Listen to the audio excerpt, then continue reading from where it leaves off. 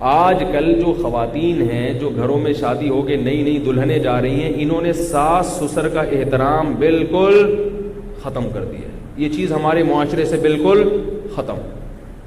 اور اس پر ایک دلیل دی جاتی ہے کہ بہو پر ساس سسر کی خدمت واجب نہیں ہے. میرے پاس ابھی ایک ہفتہ پہلے ایسا ایک سوال آیا، ایک پٹھان نے سوال کیا. اس نے کہا کہ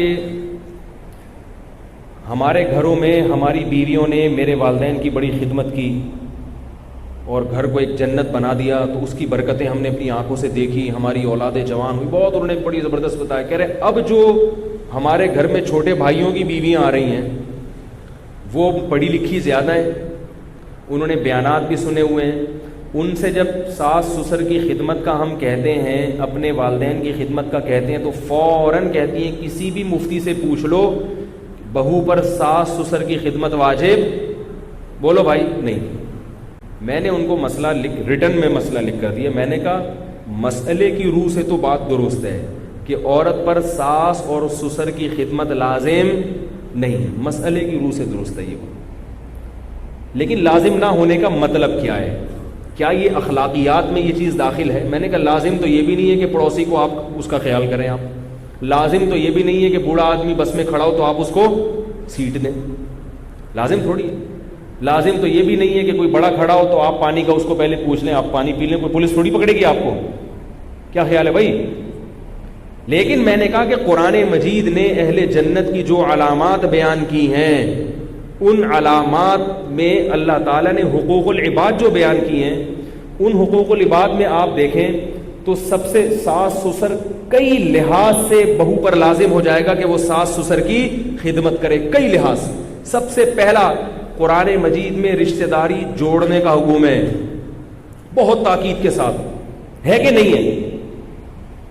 اب آپ کا بھائی آئے آپ سے پانی مانگے، آپ کہے میرے اوپر آپ کو پانی پلانا واجب نہیں ہے. مسئلے کی روح سے تو صحیح ہے، واجب نہیں. ہر آدمی کی 2 ٹانگیں اللہ نے دی، خود اٹھ کے پی لے. لیکن آپ کوئی انسان کے بچے کہلاؤ گے یہ مسئلہ بیان کر کے؟ بولو بھائی. بولے کہ بھائی رشتہ ہے یار، خونی رشتہ ہے. وہ آیا اگر اس نے پانی مانگ لیا تو اٹھا کے پلا دو اس کو. مانگ لیا تو کیا ہے اس نے؟ بلکہ وہ آج بھی آپ سے اگر 50 روپے مانگتا ہے، مسئلے کی روح سے تو یہی ہے کہ آپ کے ذمے اس کو 50 روپے دینا نہیں. 50 روپے دینا اس وقت ہوگا جب وہ بالکل غریب ہو اور روٹی کو ترس رہا ہو، تو پھر آپ پر واجب ہوگا کہ اس کو روٹی کھلائیں. اب بھائی آئے آپ کے اور کہہ رہے یار 100 روپے مل جائیں گے. آپ کہہ رہے ہو کہ شرعن و عقلاً کسی بھی مفتی سے پوچھ لو، جب تک تمہیں شدید ضرورت نہ ہو، اور ضرورت کا مطلب روٹی سالن کھانا تو مل رہا ہے نا. ناشتہ کیا تھا صبح؟ ہاں ناشتہ کیا تھا. دوپہر کا کھانا تو ویسے ہی واجب نہیں ہے. دوپہر کا کھانا تو شرعن 2 ٹائم کا کھانا ہے، صبح اور ایک رات کو، تو وہ تو ویسے ہی غلط ہے. ٹھیک ہے مفتی سے پوچھو گے، مفتی یہی کہے گا کہ آپ پر لازم نہیں ہے کہ بھائی کو آپ 100 روپے دیں، کیونکہ اس کی بنیادی ضرورت پوری ہو رہی ہے. لیکن خود اس مفتی کی نگاہوں میں آپ گر جاؤ گے کہ نہیں گر جاؤ گے؟ یار بھائی 100 روپے مانگ رہے ہیں، اس کے لیے فتویٰ لینے کی ضرورت ہے، پکڑا دے یار 100 روپے اس کو. بھائی پھر کس بات کا وہ؟ تو اللہ تعالیٰ نے رشتہ داروں کے ساتھ حسن سلوک کا قرآن میں جگہ جگہ حکم دیا کہ نہیں دیا؟ اور رشتہ داروں کی اللہ نے 2 قسمیں بیان کی ہیں.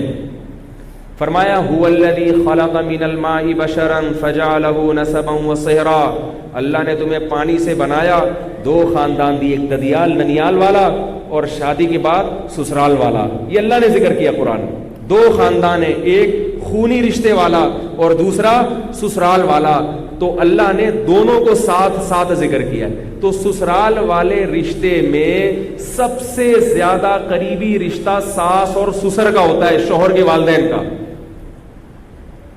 اس سے زیادہ قریبی رشتہ سسرال میں اور یعنی مقدس رشتہ کوئی بھی نہیں ہے. حتیٰ کہ اللہ نے پردہ ختم کر دیا عورت کا کہ سسر باپ کی جگہ ہے، اس سے پردہ فرض نہیں ہے.